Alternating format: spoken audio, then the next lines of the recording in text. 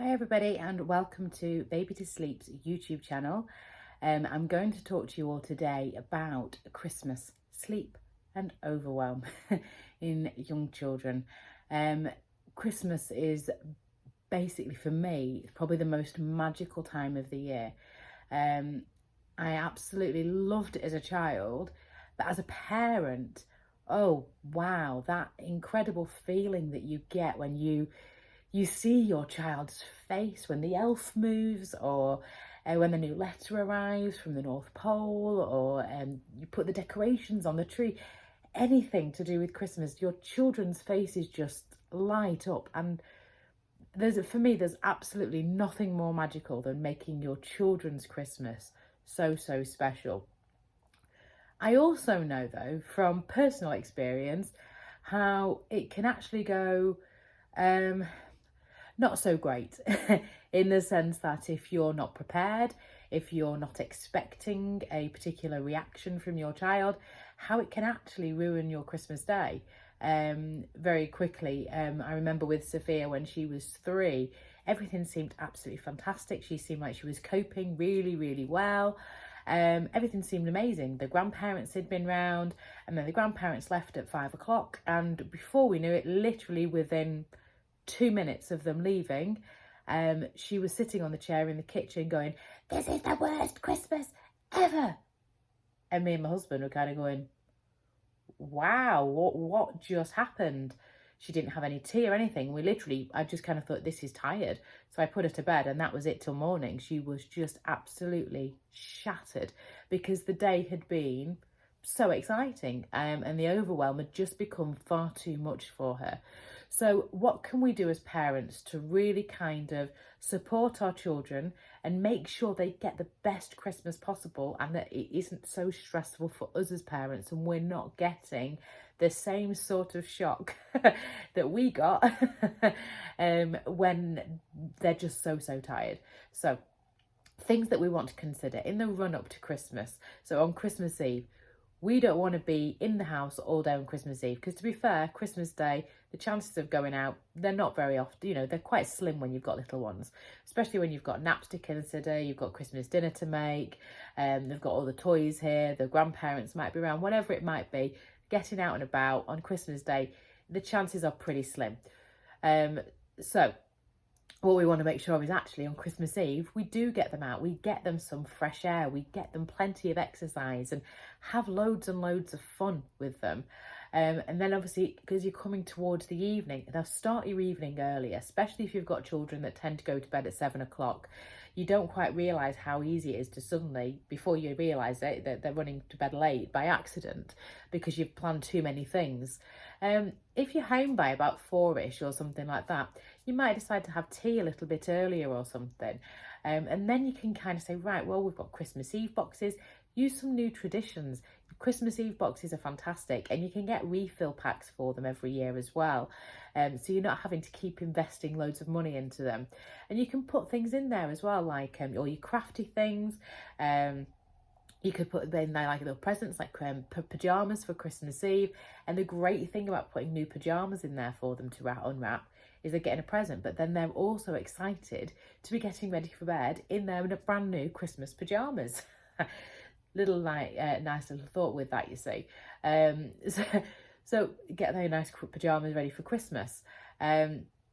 So these are all nice little things that you could be doing. You could sit down and watch some television together, as long as it's not too close to bedtime. So if we're looking at the younger children, it might be something like Stickman. So it's only sort of 20 minutes, but you're having that sit down together, a bit of a wind down from what might have been a bit of a crazy day. If it's an older child, you might watch a bit of a film or something, a Christmas film. But just start to wind the day down, but let's still make sure we're getting rid of any screens at least an hour before bedtime. What you can always do in that hour is you can set up for Father Christmas to come. So you could put out the cookies, the milk, whatever it might be. In my mum's case, it was always put out the Coke, and when we went to bed, rather than the glass of Coke going to waste, she used to put her Bacardi in it. So yeah, no waste in our house. The carrot got taken away and used for Christmas dinner the next day. So But all these things, get them all prepared, all nicely done beforehand. So it's just a nice little run up, and tell them what you're going to do, when to do it, because again, children are quite impatient. When are we going to do this? When are we going to do that? What are we going to do with this? So what we're going to do first is this, then we're going to do that. When you've done that, after we've done this, we're going to do that. And you can set the stockings out and make it all really nice. Now, one of the little traditions that we had growing up, which I think is beautiful, and it's one that I've carried on, and it's one that I think works really, really well when it comes to getting children to go to bed. And it's just a nice little family tradition. If somebody's not around, and the thing is, there's bells everywhere now. Bells come in every like toy kit going.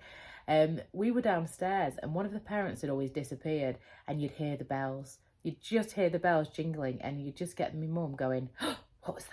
Or my dad, depending who it was, ringing the bells. Did you hear it? Did you hear Father Christmas? Oh, it's the bells. He's coming, he's coming. And the excitement that comes from that. And it's like, okay, I think we need to get everybody ready for bed. Come on, quick. He's on his way. Come on, let's go. There was 4 of us, so it was a bit more of a manic house. But you get the gist. And that excitement, because obviously Father Christmas only comes while they're asleep. So they've got to get to sleep. Otherwise, Father Christmas can't come. That is that signal of he really is here. He really is on his way. It's utterly magical. So we really want to do this. Then get them to bed. Now then, Christmas morning. They walk in the room and chances are there are just silly amounts of presents. Quite normal. So the thing is, what we want to make sure is we don't overwhelm them, because it can be like, wow, I want to unwrap everything, but actually I'm not paying attention to anything, or where do I even start with everything? So what we can do as parents is say, oh, right, okay, so have everything sectioned off. If you've got more than one child, this is such and such bodies, this is such and such bodies, these look like they might be joint.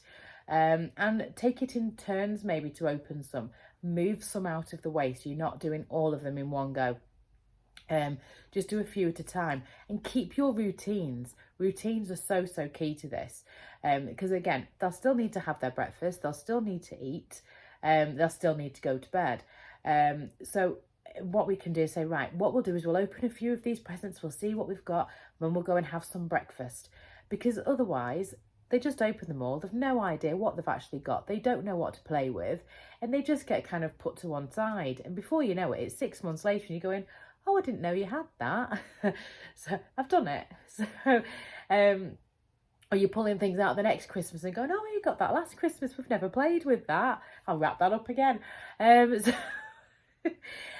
just, take it in stages, and it just spreads the day out as well. It makes it more enjoyable. It's not so rushed, and you'll just feel the pressure release that little bit more. And then at least this way they can be playing with some of the toys if you're getting your dinner ready, rather than you as a parent missing out on them opening the presents because you're thinking, okay, I've got to get into there, I've got to get this ready, I've got to get the turkey in the oven, let's open some presents, then we can get on with this. When that's doing that, we'll do a few more. So you're not missing out, because again, that's something we don't want to do as parents. We don't want to miss Christmas just because we're making the dinner or because they're opening too many presents. So break it down. Keep the nap. If you have a little one that naps, keep it. If you're going to let them have sweets and sugar, let it have it first thing. Sounds like a bad thing to say.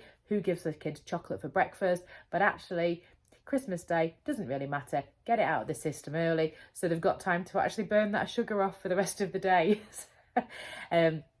It's not the end of the world, but keep that nap. They might seem like they can keep going and keep going. Give them the opportunity to wind them down. Maybe take them off for a bit of quiet time or something like that before you start trying to put them down for a nap. Because if you take them from, you're playing with all these wonderful new toys, now you've got to go for a nap, chances are very high that you're going to get some kind of pushback and you're going to get a fight. So take them off somewhere, give them some space to wind down, and then obviously then take them down for that nap as well. So that's just, and obviously do your meals, and then at tea time, again, all these types of things, just keep your routine. Bedtime, keep your routine there as well. And you might decide to give them a nice bath or something like that to wind them down. If you've got an older child, you might do like a bath bomb or something, or a little bit of bubble bath with the younger ones, just something to calm them, because chances are they will absolutely crash to sleep because they'll be absolutely exhausted. But if we can actually get them in a place where they're not crashing because they are just so wired that they crash, if we can help relax them and wind them down before bed, chances are higher that they will sleep better. Okay, that's just a little bit about Christmas Eve. I'm going to do, and Christmas Day, I'm going to do another video. So if you're planning on going to stay somewhere, staying with relatives over Christmas, I'm going to do another video for you on that, so you can find that on the YouTube channel as well. If you subscribe to the YouTube channel, every time a new video comes out, you will get a notification to say, you know, new videos come out from Baby to Sleep. They are all free resources, so get yourself subscribed and get access to all the free stuff. Have a wonderful Christmas Eve. Have a wonderful Christmas Day. I hope you get to spend it with your families and see as many of your families as possible, and keep safe. I'll see you all soon.